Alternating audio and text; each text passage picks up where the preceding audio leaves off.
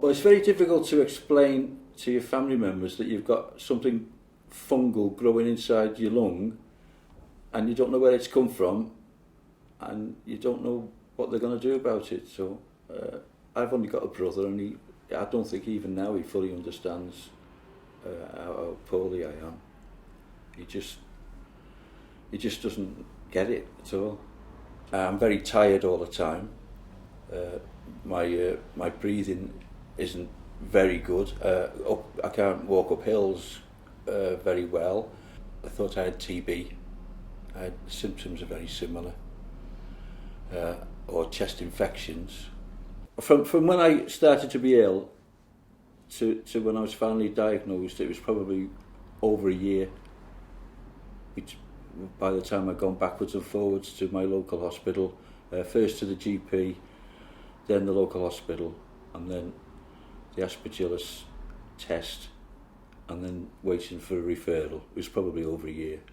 While the diagnosis process was ongoing, I was very unwell until I came to Manchester and started some kind of treatment.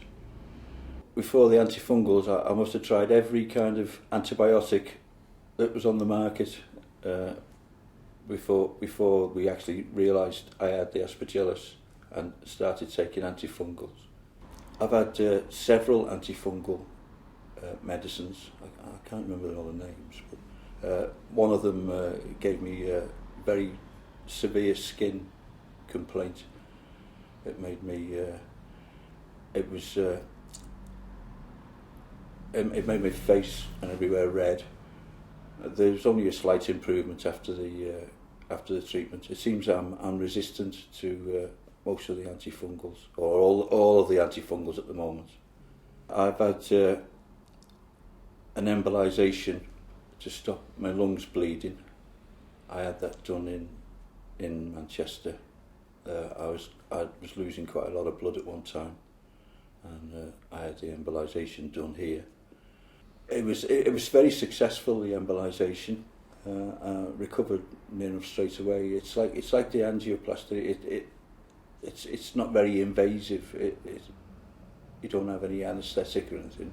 I was up and about the next day, and it was very successful. It stopped a lot of the bleeding. My fungal bore seems to have settled at the moment for some reason. My breathing's not too bad at the moment, so nobody knows why it's just suddenly stopped, but it's still there. Because the Aspergillus is so rare, not many people are aware of what it actually is. I tell my family, some of my family members, they look at me like I've got two heads. They don't understand what Aspergillus is. It's very hard to explain. So I think if you made more people aware, we could be referred quicker. The only advice I would give is if you have got a cough or high temperatures or you think it's more than a chest infection, insist on the Aspergillus test, because that's what saved me. Otherwise, I don't know what would have happened. Because antibiotics weren't really working at the time, and I wasn't very well. So being able to come to Manchester to see Professor Dennings, it's the best thing ever for me.